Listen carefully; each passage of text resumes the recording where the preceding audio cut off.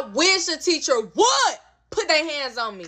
I just heard about Trump's new executive order, and I don't know if he got the wrong idea, wrong generation, but baby, we ain't the kids from the 90s, baby. We will put hands on them teachers. I don't care about verbal discipline, but if a teacher physically puts their hands on me, everything's gonna go left, right, up, down, twist to the side, turn back, wham, wham, wham. Like, if y'all want somebody to put their hands on me, call my mama, but if you put your hands on me, lady, I don't know what to tell you.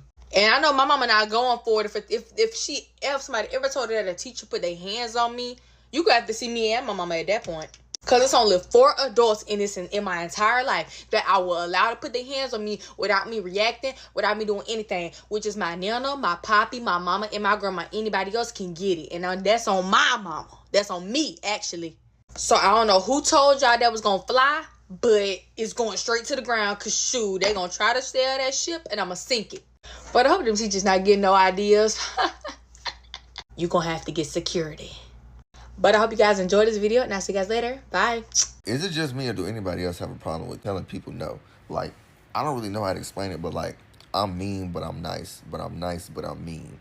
Like, the only time I really just flat out say no is when I'm already irritated. If I'm like in a good mood or whatever, and you ask me to do something that I don't necessarily want to do, I'll like think of a reason to do it. Like, for example, today we had a meeting at work. My coworker, he's probably like in his 50s, but he's older, you know, he walks with a cane or whatever, he don't drive. He was like, "Can you take me home?"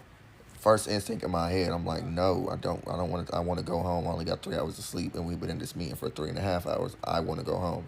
But I'm thinking, like, he lived 5 minutes up the road. Why would I make him call an Uber and I could just take him 5 minutes up the road? Like, it's not really that big of an inconvenience to me. I don't have anything to do. So I just took him.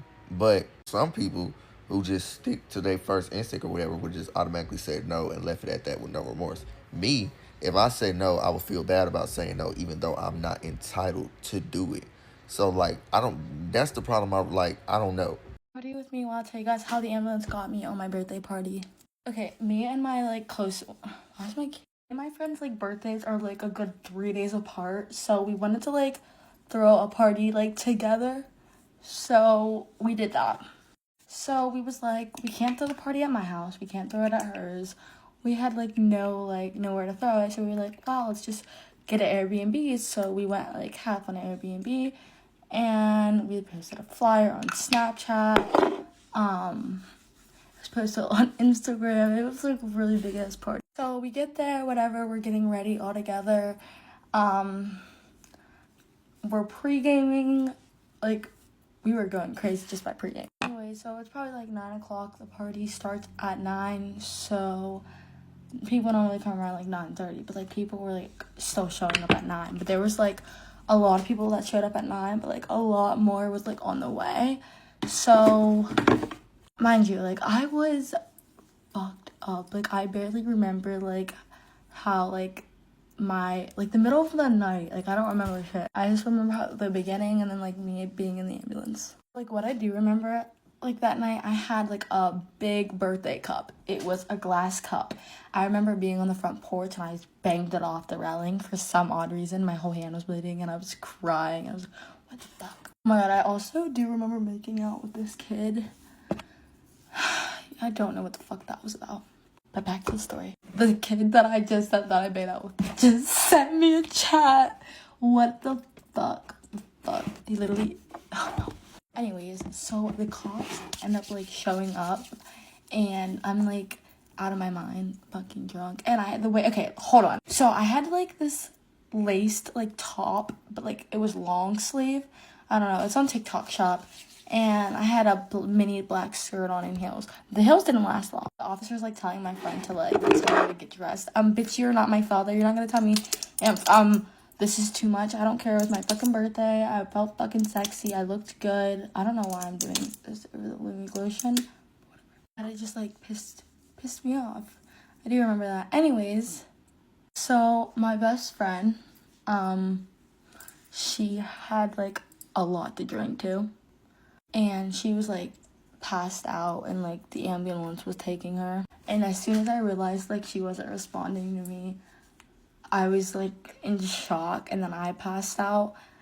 And I don't know if I don't think it was alcohol poisoning or anything crazy. It's like, what the fuck? And we had the Airbnb booked for 2 nights, and like the first night it got shut down, and it really makes me so mad because there was so much more people on the way. But like if I like, I can't speak.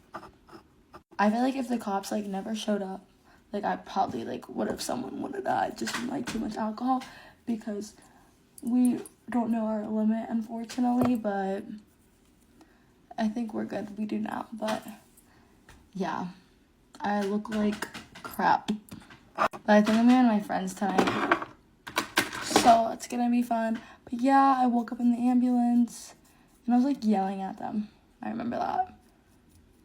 And my sister came to the hospital because my mom was watching my nephews, and she couldn't take the baby out. But my older sister came. I was about to say little sister. And yeah, then I went home. I was at the hospital for probably like 3 hours. And then my birthday was the next day. But it all went well, I guess. But next birthday, I'll be at the club. My ex finally canceled my line and took me off of his phone plan. He's been paying my phone and my phone line for like 3 years. My actual phone was paid off in like November, so he's just been paying my line ever since. Last week I got the notification that my line was canceled. So I call him and I was like, you really canceled my phone? And he was like, yeah. I was like, why would you do that? I've been minding my business. Haven't even talked to him in like over 6 months. Minding my business. Why would you cancel my line? Well, he reminded me that I sent him a crash out text, basically saying that he, amongst other things, but that his son, mind you, he had a baby on me. Like, I was his girlfriend and he got some girl pregnant. Now he has a baby. I sent him a crash out text saying that his kid is going to turn out to be a POS, just like he turned out to be a POS because of his POS father. I'm not wrong. Anyway, he reminded me that I sent that message. I was like, okay, whatever. I was mad. I was crashing out. And then he also told me and reminded me that I also said that if I were to ever, like, you know, take his kid out or something, that would feel like I was walking a dog. I don't remember saying that one, but I'll tell you one thing. Those are my words. Those are definitely my words. So I have a new phone number now. Yeah. Oops. Y'all, just a story time of how I ran away at 13 and then I actually got kidnapped for real. Okay, so at that age I was very rebellious, didn't want to listen to my mama. I don't know, I just felt like I was that girl and I just didn't want to listen. As a girl, you know, when you start your cycle, it really gets like that for real. So one day I got in trouble and I waited till my mama go to sleep. I packed my shit. You know, after you get whipping as a kid anyways, you pack your bags. Even though you may not leave, you pack your bags. This time I had enough, so I packed my bags. I left. At the time I had a phone, but I left my phone at the house. It wasn't on anyway. Like, for part 2,